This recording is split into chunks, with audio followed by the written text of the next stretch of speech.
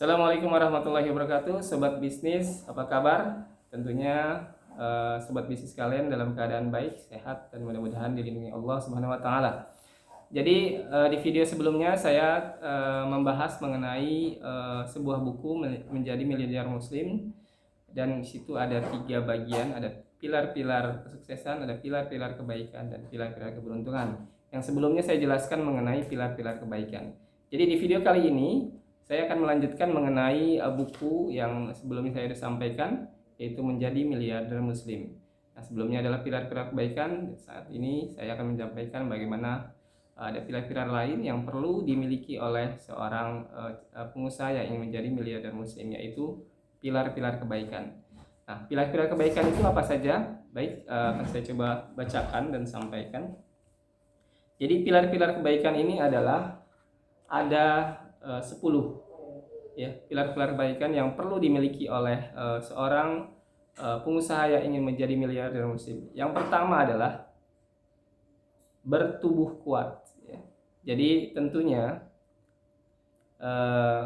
kita seorang pengusaha kenapa harus kuat?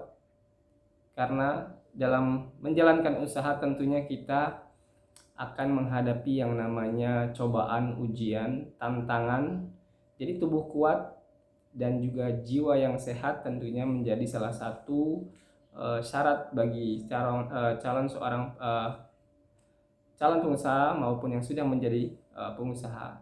Jadi karena dengan begitu kita sebagai pengusaha tentunya harus tahan banting, karena usaha ini tidak seperti bekerja ya, yang kerjanya office hour dari jam 8 sampai jam 4 atau jam 9 sampai jam 5. Tapi pengusaha adalah kerjanya tentunya tidak mengenal waktu.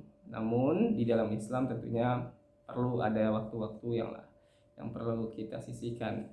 Tapi di dalam menjalankannya waktunya itu cukup panjang dan fleksibel tentunya. Namun perlu adanya syarat menjadi pengusaha itu adalah bertubuh kuat ya, karena perlu tahan banting, tahan godaan, tahan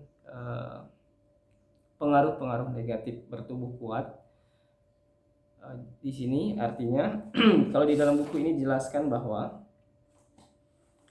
di dalam hadis riwayat Muslim dan Ibnu Majah bahwa sok-sok mukmin yang kuat lebih baik dan dicintai oleh Allah dari seorang mukmin yang lemah. Nah, ini kenapa kita perlu bertubuh kuat seorang pengusaha Muslim, karena dengan kuat tentunya kita bisa bermanfaat untuk diri kita dan untuk orang lain. Dan kemudian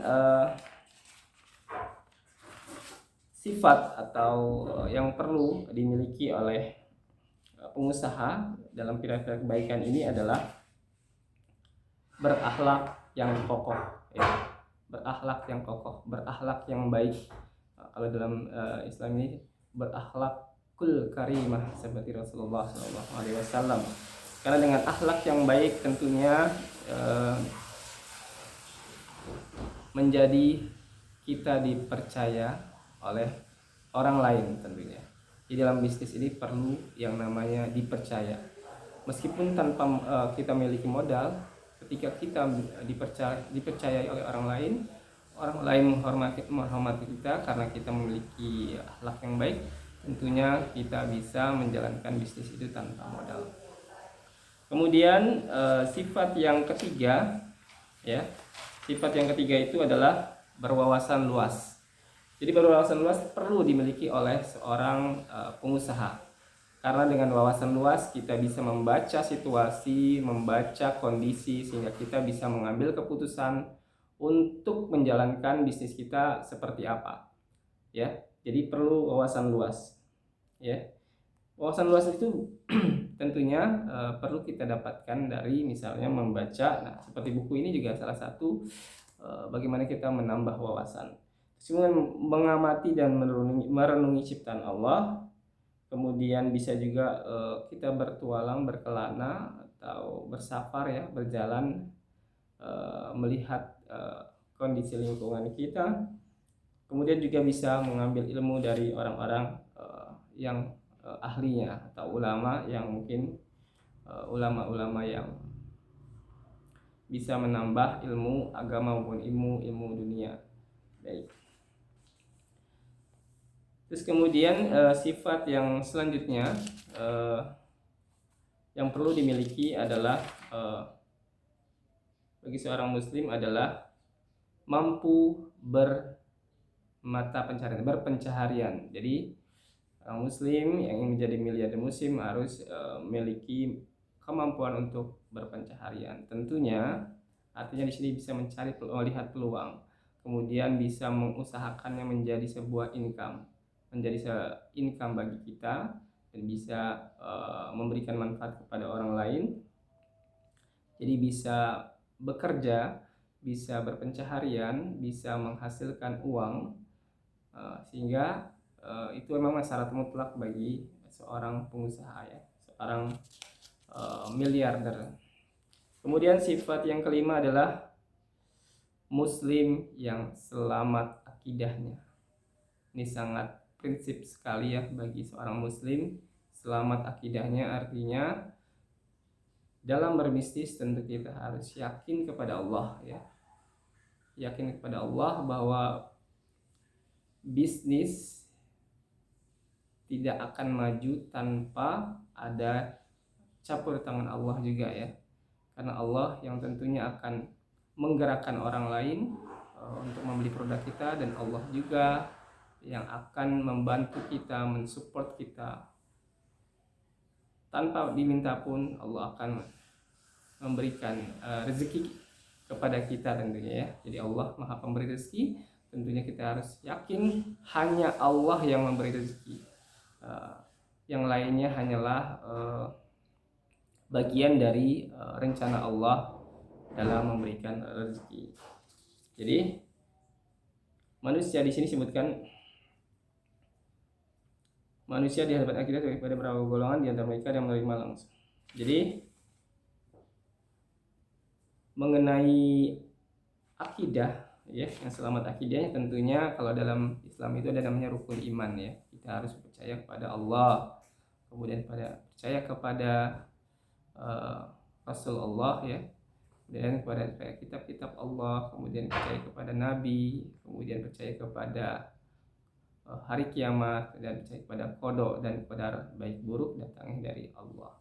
Jadi kita percaya takdir, percaya kepada ketetapan Allah tentunya, sehingga kita bisa menjalankan bisnis ini tentunya dengan tenang, ya, tanpa gelisah, tanpa resah. Wah, bisnis ini lagi turun, tentunya Allah akan bersama kita. Nah, itu yang dimaksudkan dengan selamat akidahnya. Jadi jangan sampai seorang muslim itu berbuat syirik, menyekutukan Allah, mencari bantuan, artinya memohon atau meminta kepada selain Allah tentunya. Artinya kita harus berharap hanya kepada Allah, ya, tentunya, ya. Artinya kita yakin bahwa rezeki yang melalui orang lain itu adalah rezeki dari Allah, ya. Baik, itu yang keempat, ya. Kemudian sifat yang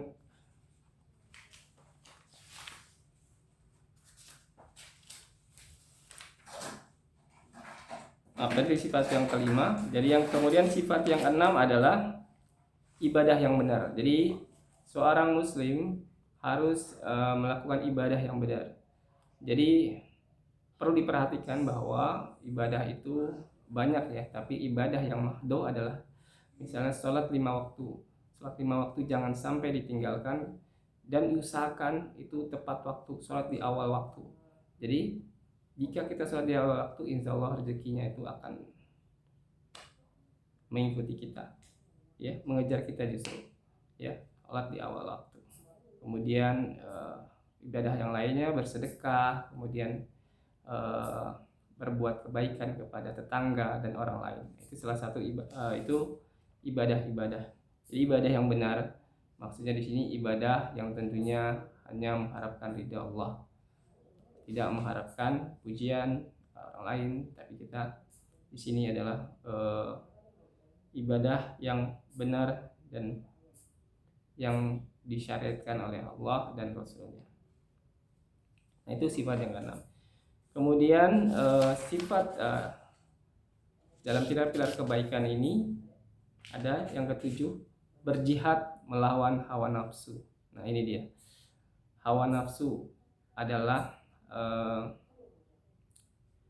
bagian dari diri kita yang ke arah yang maksudnya sebenarnya perbedaan kita dengan malaikat yaitu tidak hawa nafsu tersebut. Jadi hawa nafsu ini tentunya ada yang baik dan ada yang buruk ya. Jadi yang dimaksud melawan hawa nafsu ini adalah hawa nafsu yang buruk ya. Kalau dalam Islam itu namanya nafsu lawamah, artinya nafsu yang buruk yang yang mengarahkan kita kepada perbuatan buruk. Jadi kita harus melawan itu sehingga kita bisa berjalan sesuai syariat Islam, sehingga kita bisa menjalankan bisnis ini tentunya diridhoi oleh Allah Subhanahu wa taala. Ya, kemudian sifat yang kedelapan adalah berusaha keras menjaga waktunya. Nah, jadi kalau bisa itu kita buat to-do list jika kita melakukan sesuatu, merencanakan sesuatu. Jadi ini balik lagi ke pilar-pilar kesuksesan tadi, yaitu memanfaatkan waktu ya. Jadi waktu kalau dalam Islam itu sangat penting ya. Jadi bukan hanya Islam saja, tapi di Barat pun ya sampai time is money. Jadi waktu itu sangat berharga karena waktu itu tidak akan kembali lagi. Jadi seorang muslim harus berusaha menjaga waktunya. Yang kesembilan adalah teratur dalam setiap urusannya. Jadi kenapa teratur? Jadi seorang muslim untuk menjadi miliarder muslim adalah harus mempunyai planning, mempunyai list rencana, kemudian lakukan yang sudah dirancanakan sehingga berjalan sesuai dengan waktu, timingnya, rencananya, kemudian dan tentunya mencapai tujuan atau hasil yang sangat maksimal. Ya, jadi teratur dalam setiap urusan ya. Dan sesuai dengan kaidah-kaidah Islam tentu ya teratur ini.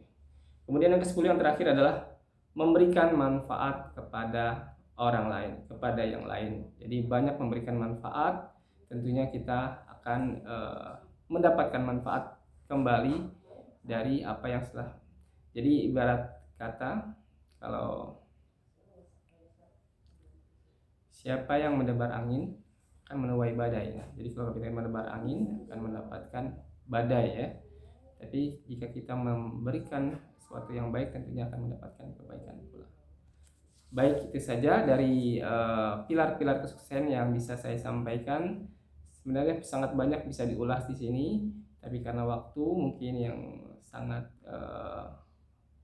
singkat, namun paling tidak sobat bisnis bisa mendapatkan pencerahan bahwa kita harus memiliki pilar-pilar kesuksesan ya. Saya coba sampaikan kembali ya. Yang pertama, seorang muslim harus bertubuh kuat, yang kedua berakhlak kokoh, yang ketiga berwawasan luas, yang keempat mampu berpencaharian, yang kelima berakidah selamat ya, kemudian memiliki ibadah yang benar, kemudian berusaha keras mengendalikan dirinya atau melawan hawa nafsu, kemudian menjaga waktu, dan yang ke-10 adalah memberikan manfaat kepada orang lain, kepada yang lain, bukan hanya orang tapi bisa juga bermanfaat kepada makhluk-makhluk Allah yang lain seperti binatang, tumbuh-tumbuhan dan lain-lain. Baik, itu saja yang bisa saya sampaikan. Assalamualaikum warahmatullahi wabarakatuh.